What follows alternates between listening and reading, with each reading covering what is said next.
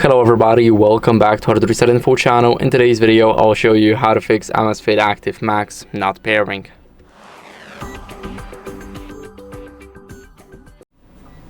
So first, what we want to do is we want to grab our watch and hold the bottom power button. So keep on holding it until you see two icons pop up. Now tap on the second icon and tap the check mark at the bottom to restart the watch. There was a vibration, now the watch is restarting. So we can leave it like that. We can leave it alone, wait for it to turn back on. And what we're gonna do in the meantime with our phone is turn off and turn on the Bluetooth. So go to the settings of your phone, then go to Bluetooth, and then make sure to disable it and then enable it again.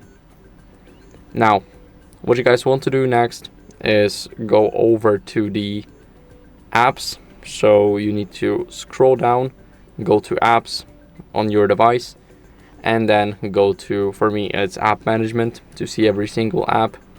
Here we need to find the Zepp app. So we're looking at the letter Z.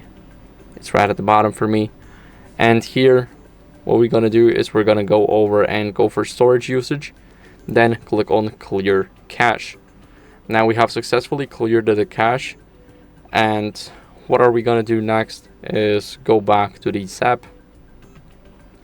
Here, as you guys can see, the device is still paired, but if it's not paired for you, then what you guys want to do is try scanning the QR code again.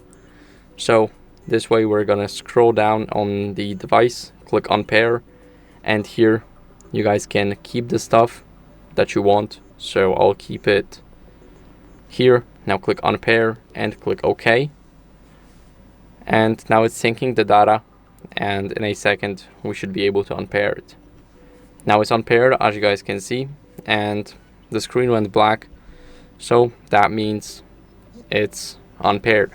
And what are we gonna do next is wait for the watch to turn back on. Then we're gonna scan the QR code again. So now it's turning on. Let me grab my phone and let's place it in the middle. Click English or whatever language you're using. Click on the check mark right here because we already have an app, and in the app choose watch. Now scan through the QR code. As you guys can see, it went through. And what are we gonna do next is tap allow here and allow access to contacts and call logs. Here we're gonna click pair, and now it's pairing. So tap on the check mark right here. You should see the confirmation here that it is paired successfully, and you can skip right through that.